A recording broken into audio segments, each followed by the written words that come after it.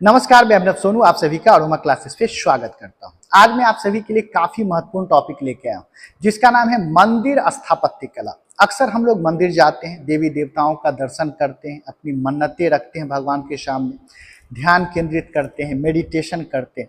परंतु जब मंदिर जाते हैं तो मंदिर के विभिन्न भागों का क्या नाम है, इसके बारे में हम लोग को पता नहीं होता है। मंदिर में कौन कौन सा संरचना होता है, स्ट्रक्चर होता है, क्या उसका स्थापत्य कला, इसके बारे में हम लोग नहीं जानते हैं। तो आज इस वीडियो के माध्यम से हम मंदिर के विभिन्न भागों के बारे में चर्चा करने वाले हैं, किस भाग को क्या कहा जाता है, ताकि अगली दफा अगर आप मंदिर जाते हैं, मंदिर में दर्शन करने जाते हैं, तो आपको सब कुछ पता रहे कि मंदिर का जो चबूतरा होता है उसको हम लोग क्या कहते हैं, गर्भगृह के ऊपर जो शिखर होता है उसको क्या कहते हैं, अमालक किसको कहा जाता है, कलश किसको कहा जाता है, मंडप किसको कहा जाता है, ये सब कुछ हम इस वीडियो के माध्यम से जानेंगे। तो इस वीडियो के आखिरी तक बने रहेंगे, मंदिर के एक एक पार्ट्स के बारे में जानेंगे और वीडियो अच्छा लगेगा तो जरूर शेयर करेंगे आप सभी। देखिए, मंदिर को हमारे भारत में 3 शैलियों में बनाया गया है, निर्माण किया गया है। उत्तर भारत की जो मंदिर है उसको नागर शैली में विकसित किया गया है, यानी कि उत्तर भारत में जो भी आप मंदिर देख रहे होंगे वो सबका विकास किस शैली में किया गया है, नागर शैली में। दक्षिण भारत में जो मंदिर है उसको जिस शैली में विकास किया गया उसको हम लोग द्रविड़ शैली कहते हैं। कुछ जगहों पर फ्यूजन स्टाइल भी देखा जाता है। फ्यूजन स्टाइल कहने का मतलब कुछ उत्तर भारत के शैली को ले लिया गया, कुछ दक्षिण भारत की शैली को ले लिया गया और दोनों को मिलाकर मंदिर का विकास किया गया, उसको वेसरा शैली के नाम से जानते हैं। तो यदि आपको पूछ दे कि उत्तर भारत में जो मंदिरों का विकास है, मंदिरों का जो स्थापत्य कला है उसका शैली क्या है, तो नागर शैली है। दक्षिण भारत का द्रविड़ शैली और दोनों का मिश्रण जो है उसको क्या कहते हैं, वेसरा शैली। यदि आप उत्तर भारत के मंदिरों में जाते होंगे तो आप एक चीज गौर करते होंगे, उत्तर भारत के मंदिर का संरचना बहुत बड़ा होता है, लेकिन उसका जो परिसर है, प्रीमाइसेस है, वह छोटा होता है। तो उत्तर भारत के मंदिर में आप गौर करेंगे कि यहाँ पे मंदिर विशाल बनाया जाता है, लेकिन उसका जो प्रीमाइसेस है वो सामान्यतः क्या रखा जाता है, छोटा रखा जाता है, परिसर छोटा रखा जाता है। यदि आप कभी दक्षिण भारत के मंदिर में गए होंगे तो वहां पर भले मंदिर का संरचना छोटा हो, लेकिन परिसर उसका जो होता है वो बहुत बड़ा होता है। तो अगर बेसिकली पूछ दे कि देखने से आप कैसे पकड़ पाएंगे कि यह उत्तर भारत का मंदिर है या दक्षिण भारत का मंदिर है, तो उत्तर भारत के मंदिरों में क्या गौर किया गया कि मंदिर का संरचना बहुत बड़ा था, लेकिन परिसर क्या बनाया जाता था, छोटा बनाया जाता था। दक्षिण भारत के मंदिर में क्या किया जाता था, मंदिर का संरचना भले छोटा हो लेकिन परिसर क्या होता था, बड़ा बनाया जाता था। हालांकि अब लोग इतना बारीकी से नहीं बनाते हैं, लेकिन जो भी प्राचीनतम मंदिर सब उसको आप अवलोकित करेंगे तो ये सब देखने को मिलेगा। तो आज हम लोग पहले किसके बारे में देखेंगे, उत्तर भारत में जो भी मंदिर बनाया गया है उस मंदिर के संरचना के बारे में देखेंगे। हमारे पीछे जो इमेज देख रहे होंगे ये भी हमारा क्या है, नागर स्टाइल का है, नागरा स्टाइल में विकसित है मंदिर है। तो सब के बारे में वीडियो के लास्ट तक बने रहेंगे, वीडियो को छोड़ेंगे नहीं, मंदिर के एक एक हिस्सा के बारे में हम बतलाएंगे। तो सबसे पहले शुरू करते हैं। देखिए, मंदिर को जिस भूमि पर विकसित किया जाता है, जिस जमीन पर विकसित किया जाता है उस जमीन को अधिष्ठान कहा जाता है, यानी कि जिस भूमि पर मंदिर का निर्माण किया जाएगा इस भूमि को क्या कहा जाता है, अधिष्ठान कहा जाता है। इसको हम लोग किस नाम से जानते हैं, अधिष्ठान के नाम से जानते हैं। यहाँ पर देखिए वो ईंट क्या करते हैं, बिछा देते हैं या कुछ पेवमेंट टाइप का डाल देते हैं, जहां पर मंदिर का क्या करना है, विकास करना है। तो वैसा भूमि जहां पर मंदिर का विकास किया जाता है उस भूमि को क्या कहते हैं, अधिष्ठान कहते हैं। अब इस भूमि से क्या किया जाता है, आपको चबूतरा जैसा संरचना बनाया जाता है। इस प्रकार से चबूतरा जैसा संरचना बनाया जाता है, इसको क्या कहते हैं, जगती कहा जाता है।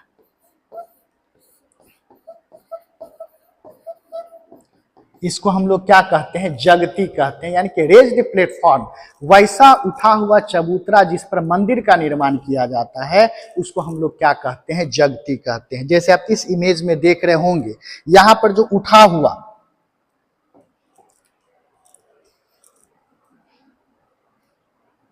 यहां पर जो उठा हुआ संरचना है ये जो प्लेटफॉर्म देख रहे हैं उठा हुआ, इसके ऊपर ही क्या किया गया है, मंदिर का निर्माण किया गया है। तो ये जो प्लेटफॉर्म है, उठा हुआ प्लेटफॉर्म, इसी को क्या कहा जाता है, जगती के नाम से जानते हैं। तो वैसा चबूतरा जिसके ऊपर मंदिर का निर्माण शुरू किया जाता है उसको क्या कहते हैं, जगती कहते हैं।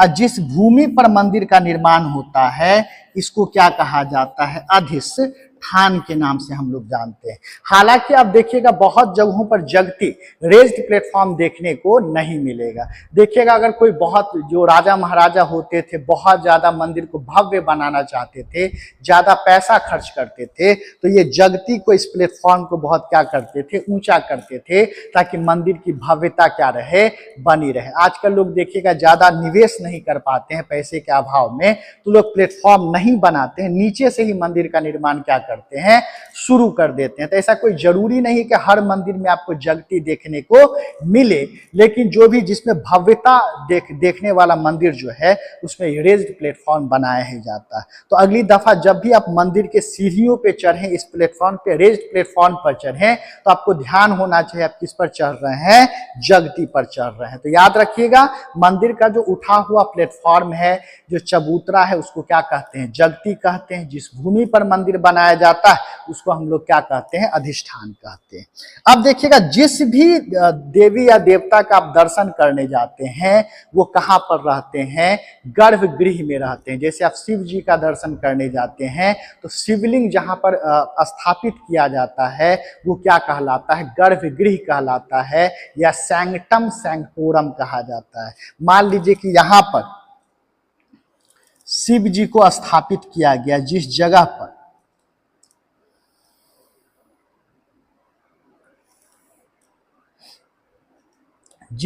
पर स्थापित किया गया, ये जगह क्या कहलाएगा, गर्भगृह कहलाता है। इसको हम लोग क्या कहते हैं, गर्भगृह कहते हैं, या इसको सैंक्टम सैंक्टोरम के नाम से जानते हैं। तो पूछ देगा कि गर्भगृह किसको कहते हैं, तो वैसा स्थान जहां पे मुख्य देवता होते हैं उनको क्या कहा जाता है, गर्भगृह कहा जाता है। जैसे आप बैजनाथ धाम जाते हैं, बाबा धाम जिसको कहते हैं, वहां जहाँ पे शिवलिंग है वो क्या है, गर्भगृह। तो बहुत सारा ऐसा गर्भगृह है जहाँ पे प्रवेश क्या होता है, वर्जित होता है, लोग बाहर से ही क्या करते हैं, दर्शन करते हैं। बहुत सारा ऐसा भी गर्भगृह है जहाँ पे आप प्रवेश करके आप छू के भी क्या कर सकते हैं, दर्शन कर सकते हैं। तो अगर हम गर्भगृह को देखना चाहें तो आप देख सकते हैं। यहाँ देखिए जहाँ पे शिवजी स्थापित हैं, शिवलिंग स्थापित है, यही आपका क्या कहलाता है, गर्भगृह कहलाता है। यानी कि वैसा स्थान जहाँ पे मुख्य देवी या देवता स्थापित रहते हैं, इसी जगह को हम लोग क्या कहते हैं, गर्भगृह के नाम से जानते हैं, या इसको क्या कहते हैं, सैंक्टम सैंक्टोरम के नाम से हम लोग जानते हैं। तो एक तो समझ गए, जो उठा हुआ चबूतरा है, रेज्ड प्लेटफॉर्म है, इसको क्या कहते हैं, जगती कहते हैं। मंदिर का वैसा स्थान जहाँ पे मुख्य देवी देवता को स्थापित किया जाता है वो क्या कहलाता है, गर्भगृह कहलाता है। बहुत सारा ऐसा गर्भगृह है जहाँ पर अंदर प्रवेश दिया जाता है, बहुत सारा ऐसा गर्भगृह है जिसपे प्रवेश क्या होता है, वर्जित होता है। तो देखिएगा जिस गर्भगृह में प्रवेश वर्जित होता है तो हम लोग बाहर से ही देखिएगा परिक्रमा करते रहते हैं। तो बाहर से परिक्रमा करते हैं उसको क्या कहते हैं, बाह्य प्रदक्षिणा पथ। बहुत जगह पर अंदर प्रवेश करने दिया जाता है तो अंदर आप क्या करते हैं, परिक्रमा करते हैं, उसको क्या कहते हैं, आंतरिक परिदक्षिणा पथ के नाम से हम लोग क्या करते हैं, जानते हैं। तो यहाँ पे क्या है, आपको गर्भगृह है जहां पर मुख्य देवता को क्या किया जाता है, स्थापित किया जाता है। अब जहां पे शिवजी को स्थापित किया जाता है उसी के ऊपर देखिएगा इस प्रकार से शिखर बनाया जाता है। इस प्रकार से एक जो संरचना बनाया जाता है, इस संरचना को हम क्या कहते हैं, शिखर कहते हैं। यानी कि ठीक शिवलिंग के ऊपर जहां पे मुख्य देवता हैं उसके ठीक ऊपर जो आपको इस प्रकार से उभरा हुआ संरचना बनाया जाता है उसी को क्या कहते हैं, शिखर कहते हैं। शिखर के ऊपर एक पॉट जैसा संरचना, एक आपको बर्तन जैसा संरचना जो होता है, इसको क्या कहा जाता है, अमालक कहा जाता है। इसको हम लोग क्या कहते हैं, अमालक कहते हैं। और इसी अमालक के ऊपर देखिएगा इस प्रकार से क्या रखा जाता है, कलश रखा जाता है। इसी अमालक के ऊपर आपको क्या स्थापित किया जाता है, कलश स्थापित किया जाता है। बहुत जगहों पर देखिएगा इसके टॉप शिखर पे आपको कुछ लोग क्या करेंगे, झंडा लगा देते हैं, कुछ लोग क्या करते हैं त्रिशूल लगा देते हैं। हालांकि वो नागर शैली का भाग नहीं है, लोग अपने मन से त्रिशूल या झंडा लगा देते हैं। लेकिन जो मेन पार्ट है वो क्या है, शिखर है। शिखर के बाद अमालक है, अमालक के बाद क्या होता है, कलश होता है। तो जहाँ पे गर्भगृह है उसके ऊपर क्या है, शिखर है। शिखर के ऊपर जो आपका पॉट जैसा संरचना है उसको क्या कहते हैं, अमालक कहते हैं। और उसके ऊपर क्या होता है, कलश होता है। अगर आप मंदिर में जाइएगा तो यहाँ पर भी आप देख सकते हैं, या अलग से भी हम लोग बनाए, यहाँ पे आप देख सकते हैं ये जो उठा हुआ भाग है, ये जो उठा हुआ भाग है इसी को हम लोग क्या कहते हैं, शिखर के नाम से जानते हैं। यहाँ एक पॉट जैसा संरचना यहाँ पर देख रहे हैं, ये हमारा क्या कहलाता है, अमालक कहलाता है। और यहाँ पे ऊपर जो ये संरचना है इसको हम लोग किस नाम से जानते हैं, कलश के नाम से जानते हैं। और बहुत मंदिरों में बताएं इस कलश के ऊपर क्या स्थापित कर दिया जाता है, झंडा लगा दिया जाता है। यहाँ भी देखिए ये अलग से पोर्शन देखिए, तो ये हमारा क्या हो गया, अमालक वाला हिस्सा हो गया।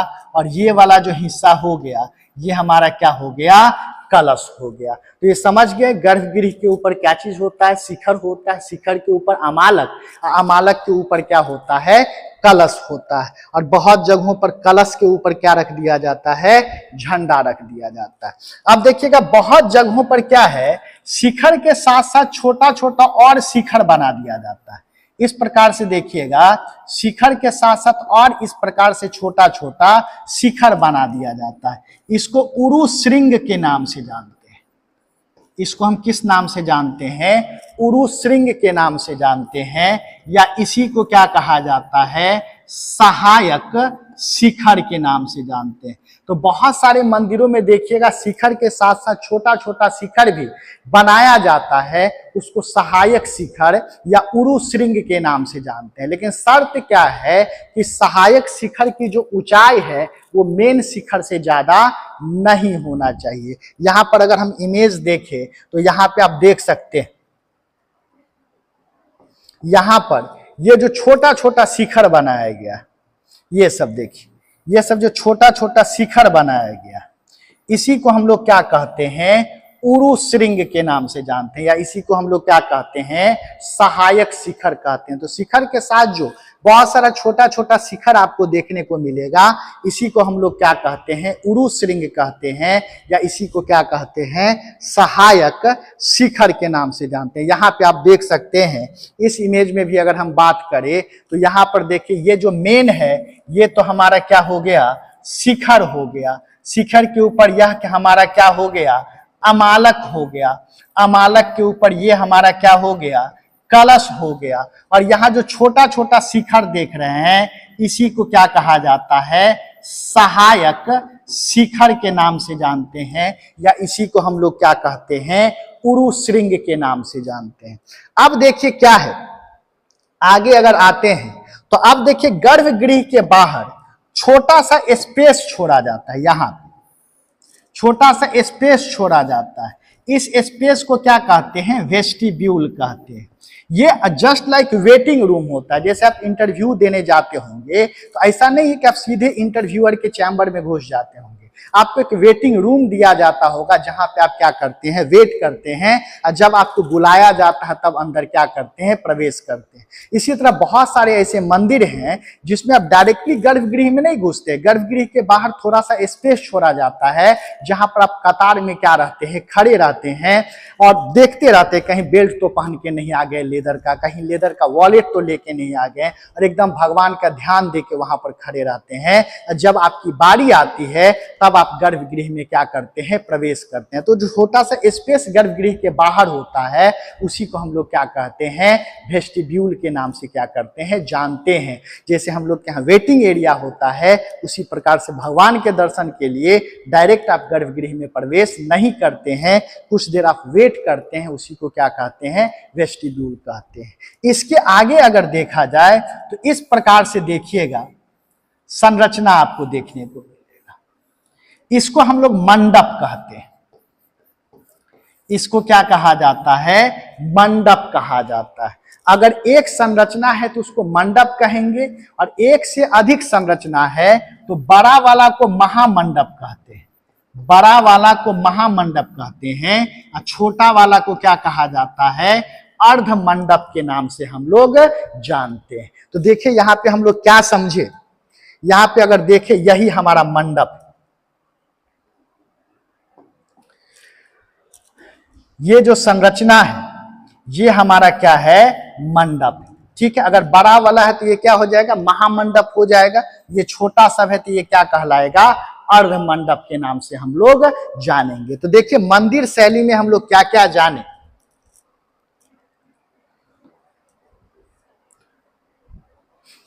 देखिए मंदिर शैली में हम लोग क्या क्या जाने, इसको हम समराइज कर दे तो हम क्या बता सकते हैं कि जिस भूमि पर मंदिर का निर्माण किया जाता है उस भूमि को क्या कहा जाता है? अधिष्ठान कहा जाता है। ठीक है, अधिष्ठान के बाद हम लोग क्या करते हैं? एक ऊंचा चबूतरा बनाते हैं, रेज्ड प्लेटफॉर्म बनाते हैं, जिस पर मंदिर का क्या किया जाता है? विकास किया जाता है। इस रेज्ड प्लेटफॉर्म को क्या कहा जाता है? जगती कहा जाता है। जिस स्थान पर मुख्य देवता होते हैं उसको क्या कहा जाता है? गर्भगृह कहते हैं या सैंक्टम सैंक्टोरम कहते हैं। और जहां पे गर्भगृह होता है इसके ऊपर आपको जो संरचना खड़ा किया जाता है इसी को हम लोग क्या कहते हैं? शिखर कहते हैं। शिखर के ऊपर आपको क्या चीज मौजूद होता है? अमालक। जो पॉट जैसा संरचना होता है इसको हम लोग क्या कहते हैं? अमालक कहते हैं। अमालक के ऊपर जो होता है इसको हम लोग क्या कहते हैं? कलश कहते हैं। अब देखिए यहाँ पर क्या है? गर्भगृह के बाहर छोटा सा वेटिंग एरिया है। इस वेटिंग एरिया को हम लोग क्या कहते हैं? वेस्टिब्यूल कहते हैं। और इसके आगे ये जो संरचना है इसको हम लोग किस नाम से जानते हैं? मंडप के नाम से जानते हैं। इसके अलावा बताएं, शिखर के अलावा बहुत सारा छोटा छोटा शिखर भी देखने को मिलेगा। इसको हम लोग किस नाम से जानते हैं? उरु श्रृंग के नाम से जानते हैं। तो ये हमारा नागर शैली का एक संक्षिप्त परिचय रहा। अगर ये वीडियो अच्छा लगा हो तो आप ज्यादा से ज्यादा शेयर जरूर करें। यदि आप शेयर करेंगे तो इस सेशन को हम कंटिन्यू रखेंगे और आगे दक्षिण भारत के मंदिर का विशेषता बतलाएंगे। आप जैसे बालाजी चले जाते हैं, वहां का मंदिर है, उनके संरचना के बारे में विस्तार से बताएंगे। तो जो भी मंदिर है भारत में उसके संरचना के बारे में हम लोग डिटेल से क्या करेंगे? डिस्कस करेंगे। तो ज्यादा से ज्यादा लाइक करेंगे, शेयर करेंगे और हमें फॉलो जरूर कर लेंगे। बहुत बहुत शुक्रिया। थैंक यू आप सभी का।